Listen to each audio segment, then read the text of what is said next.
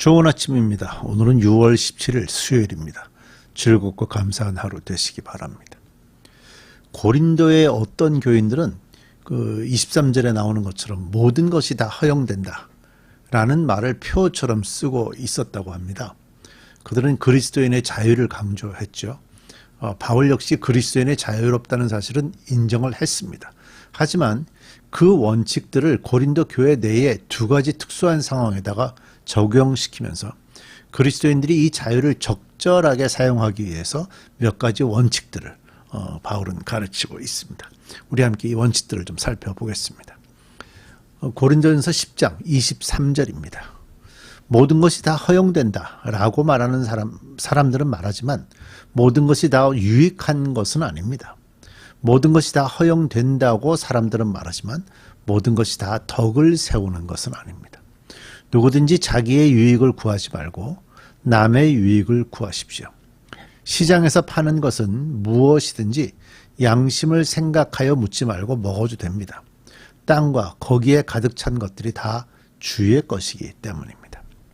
자, 첫 번째 원칙은 뭐냐? 시장에서 고기를 사는 문제입니다. 이 문제에 있어서 바울은 디모데전서 4장 4절의 말씀, 하나님께서 지으신 것은 모두 다 좋은 것이요 감사하는 마음으로 받으면 버릴 것이 하나도 없습니다. 이 구절과 또 시편 24편 1절 오늘 말씀에 인용이 된 것처럼 땅과 그 안에 가득 찬 것이 모두 다 주님의 것, 온 누리와 거기에 살고 있는 그 모든 것도 주의 것이다 라는 이 말씀을 믿는 사람들과 동일한 입장을 취하고 있습니다. 따라서 그 고기가 우상의 제물이건 그렇지 않건 간에 마가복음 7장에서 예수님이 말씀하신 것처럼 모든 식물을 깨끗게 하셨기 때문에 지나치게 몸을 살릴 필요는 없다라는 것을 원칙으로 내세우고 있죠. 자, 27절입니다. 불신자들 가운데서 누가 여러분을 초대하여 여러분이 거기에 가려고 하거든 여러분 앞에 차려놓은 것은 무엇이나 양심을 생각하여 묻지 말고 드십시오.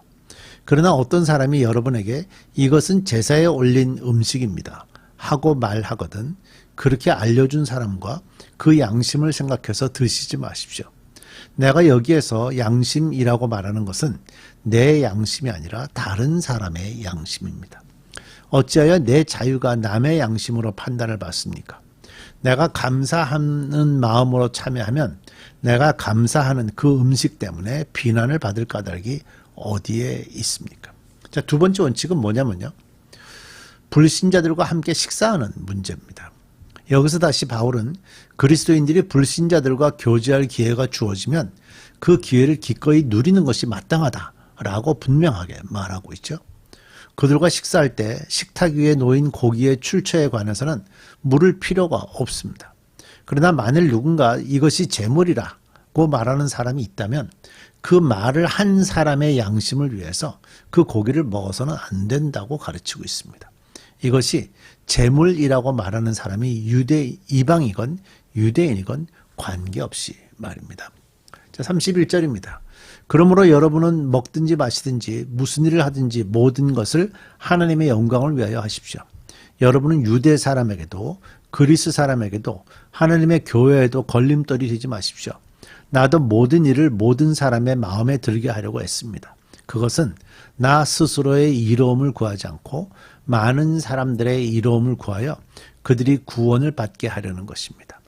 내가 그리스도를 본받는 사람인 것과 같이 여러분은 나를 본받는 사람이 되십시오. 그래서 바울은요, 복음 전도뿐 아니라 우리의 전 삶을 주관해야 할 동기를 지적을 하면서 이 단락을 맺죠. 그러므로 여러분은 먹든지 마시든지 무슨 일을 하든지 모든 것을 하나님의 영광을 위하여 하십시오.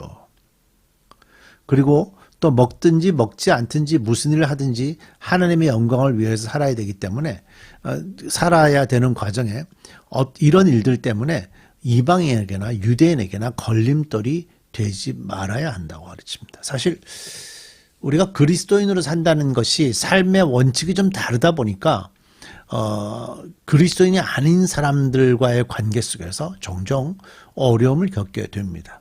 그래서 그 과정에 종종 이 걸림돌이 되는 경향들이 있는데요. 이런 부분들이 우리가 정말 지혜롭게 결정을 해야 되는 거죠. 조금 전에 나온 것처럼 예를 들면 제사 음식이라도 아무 관계없이 먹으면 상관없는데 누군가 와서 그 제사 음식이다라고 얘기하면 굳이 계속해서 먹을 필요는 없다. 먹지 않는 것이 좋다라고 얘기하듯이 그럴 때마다 지혜 있는 결정들이 필요하다는 거죠. 바울은 이제 11장 1절에서 그리스도인의 삶의 모델로 자신을 제시합니다. 내가 그리스도를 본받는 사람인 것과 같이 여러분은 나를 본받는 사람이 되십시오. 스스로를 만족시키지 않았고요. 자기의 권리를 주장하지 않았던 바울 자신의 삶을 계속해서 강조하고 있기 때문이라고 생각합니다. 바울이 뭐 교만했기 때문이다 라고 얘기하기는 좀 문제가 좀 다르다고 생각을 합니다. 자, 이제 그 다음 부분이요. 11장 2절부터 우리가 봐야 될 부분은 바울은 이제 1세기 고린도 교회에서 여자의 직분과 처신에 대하여 몇몇 중요한 사실들을 언급합니다. 바울이 이 말을 하게 된 역사적 문화적 배경들을 좀 돌아볼 필요가 있고요. 이제 11장으로 들어가면서 바울 시대에는 여자들은 남자들보다 열등한 존재로 간주가 되었습니다. 유대인들은 이 일로 심지어 자기들이 이방인이나 여자 혹은 종으로 태어나지 않았다는 사실을 하나님께 감사하기까지 했죠. 일반적으로 여자는 해당 예배 시 어떤 중요한 역할을 맡는 것이 허용되지 않았습니다. 그러나 그리스도인들은 여자에 대한 예수님의 태도와 바울의 가르침을 통해서 여자와 남자는 근본적으로 동등하다는 사실과 상호 의존적인 관계라는 사실을 깨달았습니다. 바울은 여자들도 기도하고 예언하기를 원했죠. 하지만 안타까운 건 지금도 여자는 예배 시간에 중요한 역할을 할 수 없다라는 것을 주장하는 교단이 많이 있습니다. 우리는 이 교단들을 위해서 기도해야 합니다. 하나님이 만드신 생명은 남자와 여자로 인해서 차별할 수 없고 없다는 사실을 좀 속히 깨닫고 말씀으로 돌아오기를 위해서 우리 기도해야 되는 거죠. 자, 2절입니다. 11장 2절. 여러분이 모든 일에서 나를 기억하고 또 내가 여러분에게 전해준 대로 전통을 지키고 있으므로 나는 여러분을 칭찬합니다. 그런데 나는 각 남자의 머리는 그리스도요, 아내의 머리는 남편이요, 그리스도의 머리는 하나님이신 것을 여러분이 알기를 바랍니다. 남자가 머리에 무엇을 쓰고 기도하거나 예언하면 그는 자기 머리를 부끄럽게 하는 것입니다. 그러나 여자가 머리에 무엇을 쓰지 않은 채로 기도하거나 예언하면 그는 자기 머리를 부끄럽게 하는 것입니다. 그것은 머리를 밀어버린 것과 꼭 마찬가지입니다. 여자가 머리에 아무것도 쓰지 않으려거든 그는 머리를 깎으십시오. 그러나 머리를 깎거나 미는 것이 여자에게 부끄러운 일이면 그는 머리를 가리십시오. 그러나 남자는 하나님의 형상이요 하나님의 영광이니 머리를 가려서는 안 됩니다. 그러나 여자는 남자의 영광입니다. 남자가 여자에게서 난 것이 아니라 여자가 남자에게서 났습니다. 또 남자가 여자를 위하여 지으심을 받은 것이 아니라 여자가 남자를 위하여 지으심을 받았습니다. 그러므로 여자는 천사들 때문에 그 머리에 권위의 표를 지니고 있어야 합니다. 자, 바울이 남자의 머리는 그리스도요, 아내의 머리는 남편이라고 말한 것은 여자에 대한 남자의 머리됨, 곧 권위를 강조하는 말일 거라고 추정이 됩니다. 반면에 그는 성부 하나님과 성자 하나님이 동등하다는 사실에 근거해서 남자와 여자 사이에는 차이가 있을 뿐 아니라 동등성과 상호 의존성도 있음을 강조하고 있지요. 이 경우에 머리란 단어는 우두머리 그런 의미의 단어라기보다는 원천이나 기원에 대한 의미라고 해석하는 것이 좋습니다. 자, 11절입니다. 그러나 주님 안에서는 남자 없이 여자가 있을 수 없고 여자 없이 남자가 있을 수 없습니다. 여자가 남자에게서 난 것과 마찬가지로 남자도 여자의 몸에서 났습니다. 그리고 모든 것이 다 하나님에게서 생겨났습니다. 여러분은 스스로 판단하여 보십시오. 여자가 머리에 아무것도 쓰지 않은 채로 하나님께 기도하는 것이 마땅한 일이겠습니까? 자연 그 자체가 여러분에게 가르쳐주지 않습니까? 남자가 머리를 길게 하는 것은 그에게 불명예가 되지만 여자가 머리를 길게 하는 것은 그에게 영광이 되지 않겠습니까? 긴 머리카락은 그의 머리를 가려주는 구실을 하는 것입니다. 이 문제를 두고 논쟁을 벌이려고 생각하는 사람이 있을지는 모르나 그런 풍습은 우리에게도 없고 하나님의 교회에도 없습니다. 사실 요즘에 뭐 머리에 뭐라 그러죠? 우리가 사용을 하지 않으니까 내가 단어가 생각 안 나는데 천주교가 머리에 이제 흰 수건을 쓰죠. 머리에 쓰는 행위가 당시 사회의 동시 사회와 동일한 의미를 지니고 있다라고 저는 전혀 생각하지 않고 있습니다. 따라서 본문을 교회에서 뭘 쓰고 뭘 벗는 문제에 적용시킬 수는 없어요. 하지만 교회에서의 행동과 옷차림은 좀 상식적이어야 합니다. 사회가 가질 수 있는 상식적.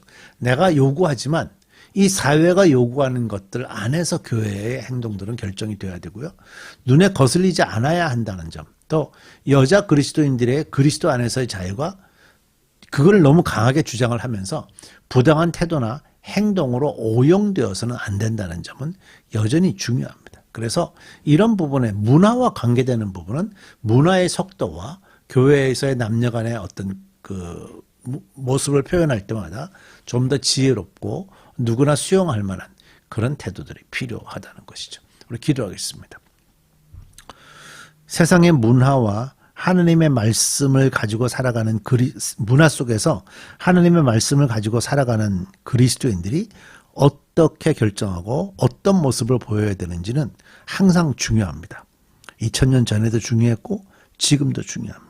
우리가 예배할 때마다 어떤 모습을 보여야 될지, 어떤 태도를 가져야 될지 우리가 주님 앞에 기도하면서 하나님의 지혜를 가지고 행동하며 살아가는 그리스도인들 되게 주옵소서. 예수님의 이름으로 기도드립니다. 아멘.